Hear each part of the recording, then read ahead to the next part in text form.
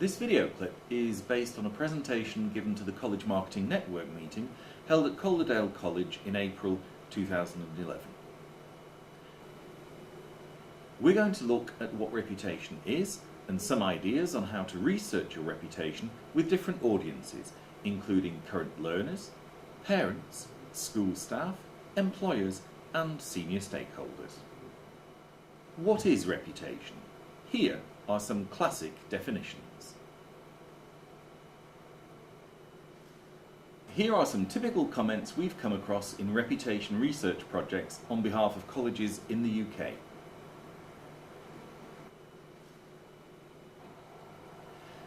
The steps in the process of assessing your reputation are quite simple. First, you decide who are the stakeholders whose views of your reputation you wish to research. Second, you need to know what's important to them. Naturally, that differs between stakeholder groups. That raises the question about how you find out what's important to them. Maybe you already have evidence of this. Otherwise, you need to carry out research to find that out. However, you may well already have pointers as to what a particular audience thinks is important for the kind of service you provide. When you know what's important to your different audiences or stakeholders, you can think about how you're going to measure what they think. Part of that is deciding when to do this work. It's also important to be clear about whether this is a one-off exercise or part of a regular schedule of research. Really, you should be doing this on a regular or ongoing basis, of course. Finally, you then need to assess the outcomes, put right what's wrong, and build your reputation. This requires more than just putting out some different messages. It's about making sure every encounter with your college contributes positively to the reputation you want to have. One last thing. If you aren't sure there's commitment to taking action as a result of the research, don't start down this route. So, in essence, what we need to do is fill in this grid, inserting the existing sources of information on what's important, if you have any, or saying how you would do primary research with a particular audience to find this out. Then, you need to work out the best option for researching what your reputation actually is with the key stakeholder groups. RCU has produced video clips on how to research a number of these groups. They are on YouTube. Just search for our channel there. That's the RCU Tube, all one word, the RCU Tube. Here's a contribution from a participant at the workshop. With regard to learners, okay, what information do you already have about what's important to them? Well, when we talked about it, we discovered that we actually did have quite a lot of information, although a lot of it is informal and not collated together. So things like members of us regularly talk to people in the student council or student ambassadors and get feedback from them.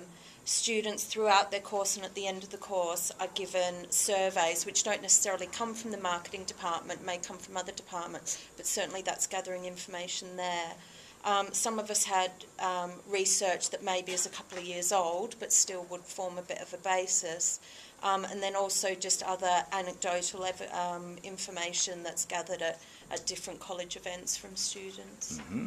So do you believe you've got enough information already, you wouldn't have to do any primary research?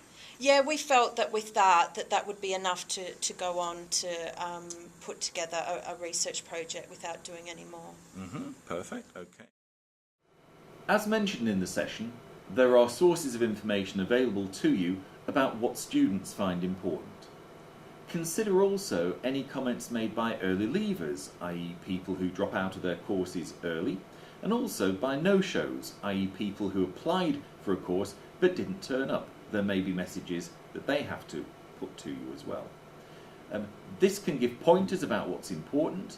By and large, you probably have enough information, but if you're not sure, focus groups are a good way of exploring this. So how do you measure where you stand on those points which are important to students? Questionnaires are probably the most common approach, but discussion groups and interviews can be useful too. If you want to find out about your reputation among potential young students, you could consider a telephone survey in your locality or an on-street survey, but remember the safeguarding arrangements you have to observe when researching young people. You can also carry out a survey in schools if they'll let you in. Another step is to speak to your new recruits and ask them where else they considered going and why. That can also give you ideas about the factors which are important to them.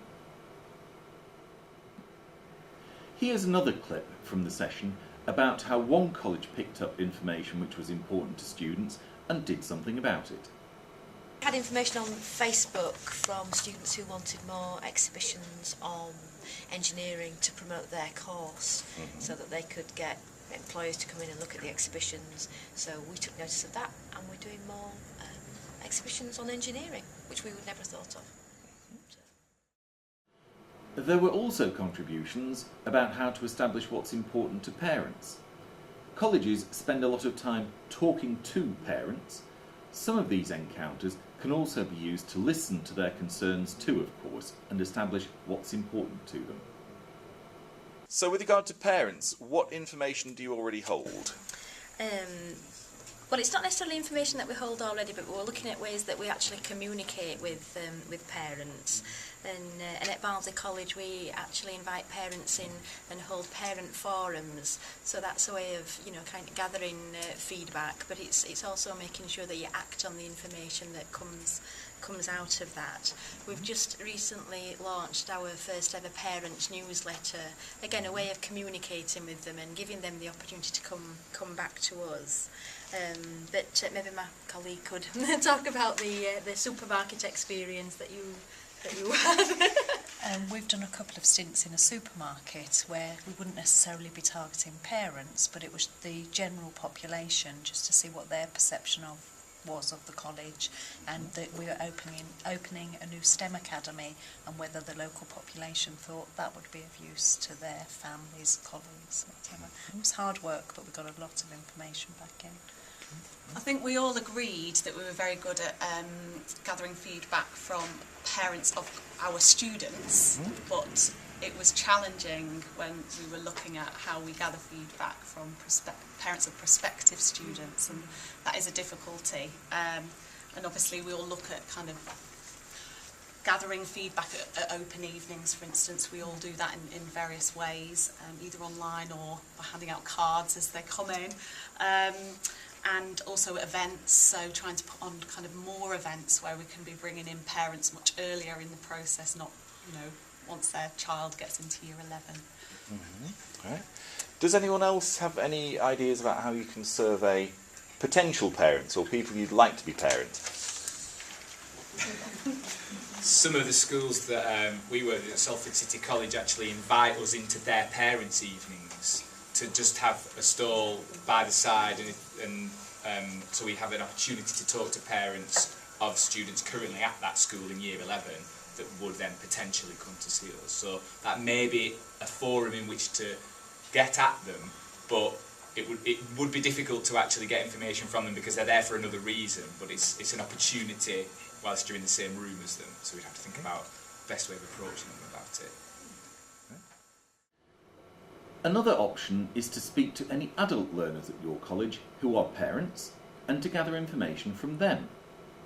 You can also use research undertaken by others. For example, the Lancashire College Principals Group carried out research. This is currently available for download from the FE Works website. If you want to find out about your reputation among local parents, a telephone survey of local households with a child born in certain years can be a relatively quick and reasonably priced option to pursue. The session included this contribution on how to identify what's important to school staff and also how to gauge your reputation. With regard to school staff, what information do you already hold on what's important to school staff? We thought all over the place about where we get our information from currently. So we've got those teachers who've migrated, and we were, so I think it's a roundabout full process. So teachers who've migrated from schools to work for the college, so we know the insider knowledge of that school already and what their head usually sees as important to them. We've got our schools liaison units and the information that they gather, and also an awareness of careers events, so we can see what direction they believe their students should be travelling or are interested in promoting to their students. And then along the lines of much more ground data, the demographics and the recruitment to our college for that. And the 14 to 16 networks, so what was important to them from the meetings that we have. So that's where we would get in our ground data, and then to pull out that research, there was focus groups, questionnaires, taster days, any way that we could get to try and get a link in with the school so we could talk to them in a much greater detail.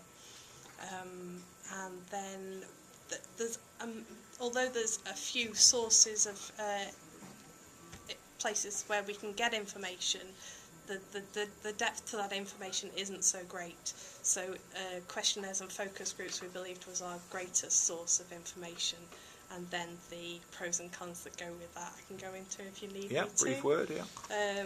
I've mainly focused on the positives of each. So the questionnaires can bring you a short answer. It's a measurable quantitative answer, although it can be expanded the other way. It's quick, but the results, the question can be interpreted differently by the person who's reading it. And often the results, people just sit on the fence if it's a questionnaire. However, if it's a focus group, you've got a much more personal touch, so you can get an interaction with the person or the group that you're working with, so you can follow a path of where the questions are leading you, which can bring you out to somewhere where you hadn't thought originally if you were doing a questionnaire. And you can show an understanding, so you can show a level of what's the word I'm looking for when I say intelligence, but you're not just another person asking a question. You know what's happening in that school, and then you're going to get a much more positive response from the people you're working with. You're going to get a qualitative, so you're going to get much more evidence which you can build on to take your business forward. And the disadvantage is that question can be, the answers can be interpreted by you, whereas the questionnaire, they're going to do the interpreting. It might go the other way with the focus group. I think I've gone on a bit. Okay. And then there's ongoing contact, not to bombard the schools with questionnaires or constant contact, but just to make sure that they still remember who you are. And yeah. It's also important to gather information from intermediaries such as careers advisors, and usually they'll be quite open about your reputation in your locality. Surveying school staff via questionnaire is not likely to yield a result.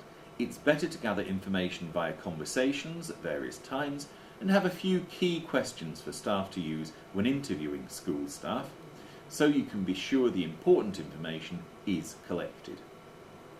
Regarding employers, here's a contribution about the information colleges already hold about what's important to them. What information do you already hold on what's important to employers? We have mixed results, really.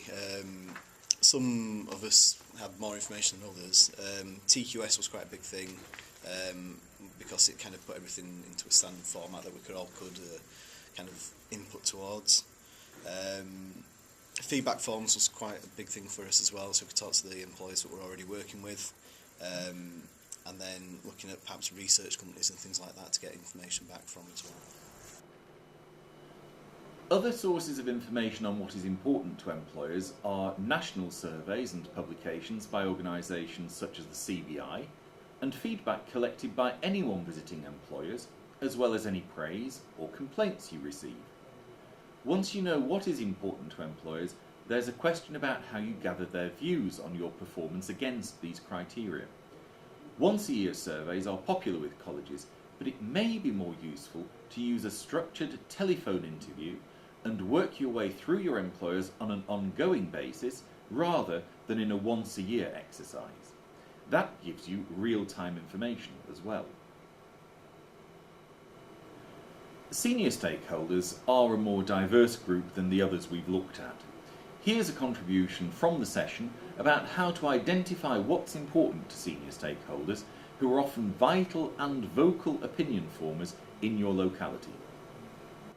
How do we work out what information we already hold on what's important to these senior stakeholders? For the senior stakeholders, the local authorities, things like connections and job centres. We've got information from collaborations, working with our staff, working with our learners, and we've got information from any project agreements that we have with them. You know, there's always some kind of number of referrals that they have to give us and what we can offer them, what they require. Project requirements, so clarity of information that they need, the information being up to date, and call to action objectives as well. Good. Essentially, pointers about what's important will emerge from contact with them. Once again, a questionnaire isn't going to be the best way of then gauging what they think about you against those criteria, but semi-structured telephone or face-to-face interviews will be helpful. Once you have information on what's important to the various stakeholder audiences you serve, and have also gathered information about how you are rated against these items, you can compile an overview which may help to identify where you need to focus your activity. The chart shows for each audience the importance of the different criteria and how you are performing on these. Okay, that was a brief look at some ideas on how to research current learners, parents, school staff, employers and senior stakeholders. Thanks to the College Marketing Network for the opportunity to work with them, and thanks to the contributors from further education colleges in the north of England who took part. If you have any questions about this clip or any research needs in your college, simply get in touch.